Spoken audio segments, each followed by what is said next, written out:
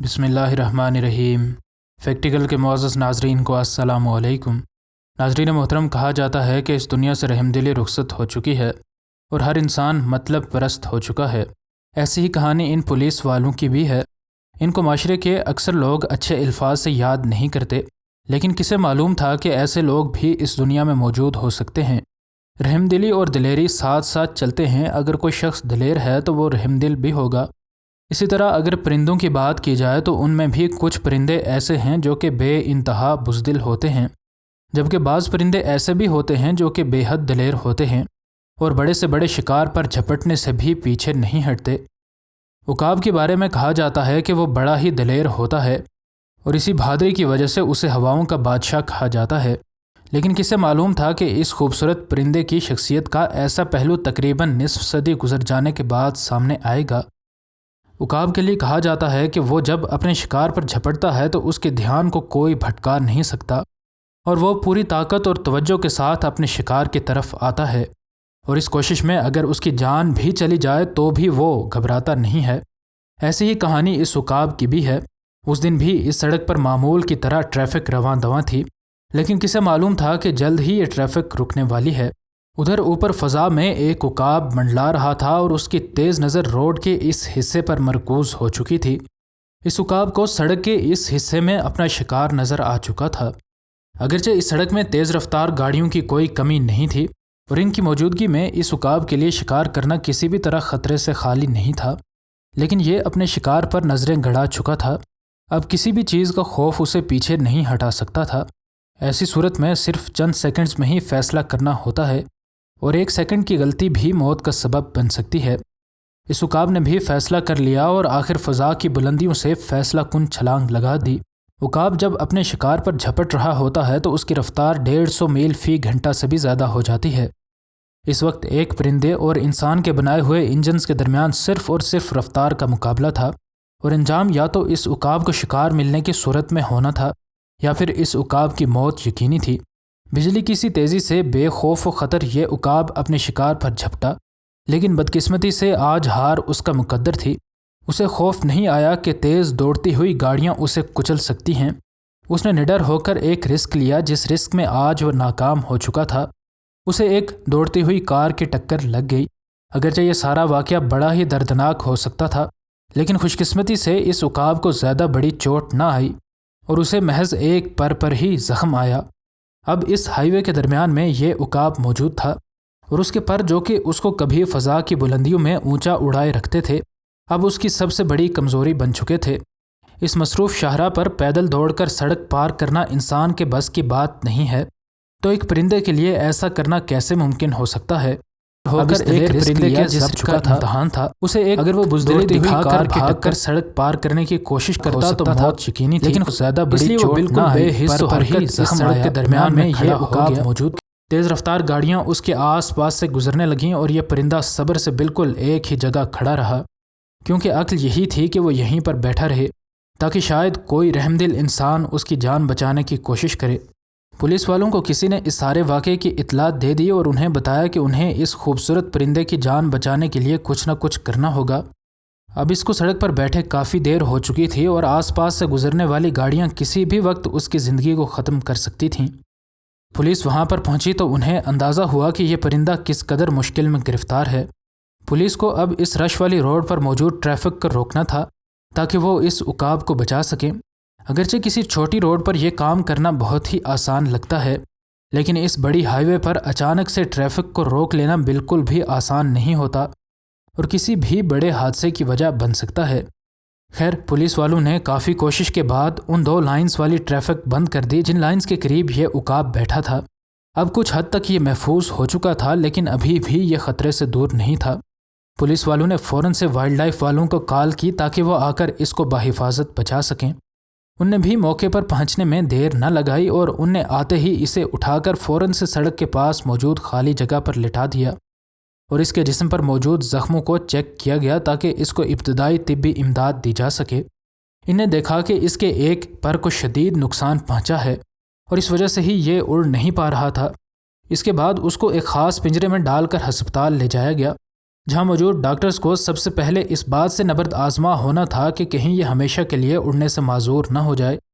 Doctors نے بغیر وقت ضائع کیے اس کے پر کا علاج شروع کیا اور خوش قسمتی سے اب یہ خطرے سے باہر تھا، اور ٹھیک ہونے پر یہ ایک بار پھر سے فضا کی بلندیوں میں محو پرواز ہو سکتا تھا۔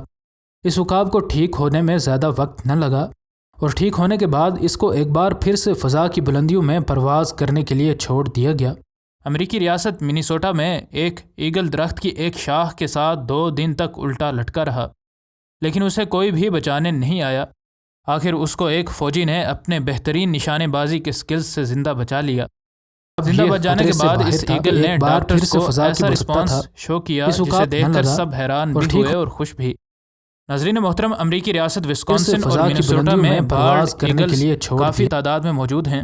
امریکی علاقے کے لوگوں کے لیے ایک بالڈ ایگل کو دیکھنا کوئی نئی بات نہیں ہوتی، لیکن یہ بالڈ ایگل درخت کے ساتھ الٹا لٹکا تھا اور پھڑپھڑا بھی رہا تھا، جس کا واحد ہی بچانے تھا کہ یہ کسی مشکل میں بہترین نشانے باز۔ اس علاقے میں امریکی فوج کا ایک ریٹائرڈ فوجی جیسن گیلون بھی رہتا تھا، جو کہ اس دن شہر جانے کے لیے اپنے گھر سے نکلا تھا۔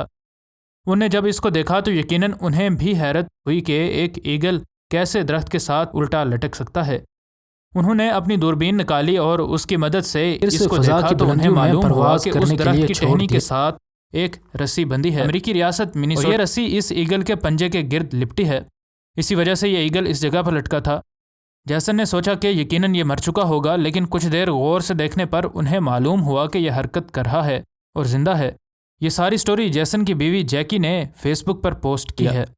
زندہ بچ جانتی ہے کہ جیسن جس کام کے لیے باہر جا رہے تھے وہ کو دیکھا تو یقیناً اور واپس گھر آ کر بتایا کہ ہمارے گھر آنے والی روڈ پر انہیں اس کو دیکھا تو انہیں معلوم ہوا کہ اس درخت کی ٹہنی کے ساتھ بتایا کہ انہوں نے یہ بات سنی تو انہوں نے سوچا کہ انہیں اس کی مدد کے لیے ایگل کے پنجے کے گرد لپٹی ہے۔ پھر انہیں اسی وجہ سے یہ ایگل ریلیونٹ ڈپارٹمنٹس کو کال کی، لیکن انہیں یہی جواب ملا کہ یہ ایگل 2.5 دنوں سے اس جگہ پر لٹکا ہے، لیکن اس کو ریسکیو کرنے کے لیے کچھ نہیں کیا جا سکتا، کیونکہ وہ جس جگہ پر لٹکا ہے وہ اتنی اونچی ہے کہ وہاں تک پہنچتے ہوئے کسی انسان کی جان جا سکتی ہے، اور اس جگہ پر کسی مشینری سے بھی نہیں پہنچا جا سکتا۔ کچھ نے جیکی کو یہ بھی کہا کہ 2.5 دن گزر جانے کے بعد اب یہ ایگل مر چکا ہوگا، اور جیسن نے اس کی جو حرکت دیکھی ہے یقیناً ہوا کی وجہ سے انہیں وہم ہوا ہوگا۔ جیسن چونکہ امریکی فوج کے ایک بہترین فوجی رہ چکے ہیں اور کئی بار مختلف ممالک میں جھڑپوں میں حصہ بھی لے چکے تھے، اس لیے ان نے اس ایگل کو ریسکیو کرنے کے لیے فوجی طریقہ اختیار کرنے کا سوچا۔ جیسن کی بیوی جیکی نے بھی ان کے اس آئیڈیا کی حمایت کی، کیونکہ انہیں معلوم تھا کہ یہ کام ان کے ہسبینڈ کے لیے آرمی ایکسپیرینس کی وجہ سے مشکل نہ ہوگا۔ جیکی نے اپنی پوسٹ میں لکھا کہ جیسن نروس تھے کہ اگر وہ ایگل واقعی میں زندہ ہوا اور میرا نشانہ بجائے شاخ یا رسی کو لگنے کے ایگل کو لگ گیا تو کہیں ان پر کوئی کیس نہ بن جائے۔ اب چونکہ یہ اتھارٹیز کو بھی کال کر چکے تھے، اس لیے ایگل کو لگ جانے کا خطرہ اور پھر اس وجہ سے کسی مشکل میں پھنس جانے کا خطرہ انہیں لاحق تھا۔ اس لیے ان نے معاملات اپنے ہاتھ میں لینے سے پہلے Minnesota department of natural resources کے کنزرویشن آفیسر کو کانٹیکٹ کیا۔ کنزرویشن آفیسر نے کہا کہ مجھے جیسن نے اپنا سارا ملٹری بیک گراؤنڈ بتایا اور کہا کہ وہ آرمی میں شارپ شوٹر رہ چکے ہیں اور وہ اس پرندے کو اس کے ساتھ لٹکنے والی رسی کو یا پھر شاخ کو شوٹ کر کے آزاد کر سکتے ہیں، اور اگر ان کو خود پر کانفیڈنس نہ ہوتا تو وہ یہ کام کرنے کی آفر ہی نہ کرتے۔ کنزرویشن آفیسر نے بتایا کہ ویسے بھی ان نے اس ایگل کو مرنے کے لیے چھوڑ دیا تھا، اس لیے جیسن کو موقع دینے میں ان نے دیر نہ لگائی۔ آخر اس فوجی نے پوزیشن سنبھال لی، لیکن اس بار ان کا ٹارگٹ بہت اونچائی پر تھا اور ہوا کی وجہ سے اس کو ہٹ کرنا اور بھی زیادہ مشکل ہونا تھا۔ جیسن کو ہٹ بھی بالکل اس جگہ پر کرنا تھا جس جگہ پر رسی اس پرندے کے ساتھ بندھی تھی، یا پھر وہ اس شاخ کو نشانہ لگا سکتے تھے۔ ان نے موسم کے تمام عناصر کو صحیح طرح بھانپنے کے لیے کچھ پریکٹس شاٹس بھی کیں، اور پھر ان کو تیز ہوا، اونچائی اور چڑھتے سورج کو فیس کرتے ہوئے نشانہ لینا تھا، اور ان تمام عناصر کی وجہ سے ان کی مشکلات میں اور اضافہ بھی ہو چکا تھا۔ جیسن کی یہ ساری کارروائی کنزرویشن آفیسر بھی دیکھ رہے تھے۔ جیسن نے 90 منٹ لگا کر آخر اس شاخ پر نشانہ لگا لیا جس کے ساتھ یہ ایگل لٹکا تھا۔ آفیسر نے اپنی دوربین سے جب اس شاخ کو ٹوٹتے ہوئے دیکھا تو ان کو جیسن کی مارکسمین شپ کی تعریف کیے بغیر نہ رہا گیا۔ یہ ایگل تقریباً 75 فٹ نیچے آ کر گرا اور فوراً سے سب اس جگہ دوڑ پڑے جس جگہ یہ ایگل گرا تھا۔ انہیں وہاں جا کر دیکھا تو وہ حیران رہ گئے کہ وہ ابھی بھی زندہ ہے اور درختوں کی شاخوں کی وجہ سے اسے نیچے گرتے ہوئے کوئی خاص چوٹ نہ آئی۔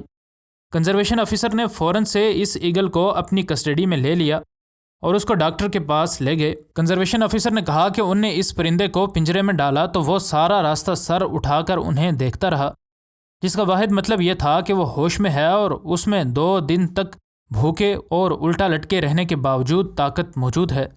اس ایگل کی ہمت دیکھ کر ان کو حیرت بھی ہوئی اور خوشی بھی۔ ان نے اس ایگل کو ڈاکٹر تک پہنچایا تو ڈاکٹر نے بھی اس کو چیک کر کے کسی بڑے مسئلے کے بارے میں نہیں بتایا اور کہا کہ یہ ایگل بہت جلد صحت یاب ہو جائے گا۔ جیسن کو بھی اس ایگل کی صحت یابی کے بارے میں سن کر بہت خوشی ہوئی اور انہوں نے کہا کہ مجھے امید ہے کہ بہت جلد یہ لوگ اسے اپنے پرانے علاقے میں ایک بار پھر سے آزاد فضاؤں میں اڑنے کے لیے چھوڑ دیں گے۔ مزید نئی ویڈیوز کے لیے ہمارے چینل کو سبسکرائب کر لیں۔ ملتے ہیں اگلی ویڈیو میں، فی امان اللہ۔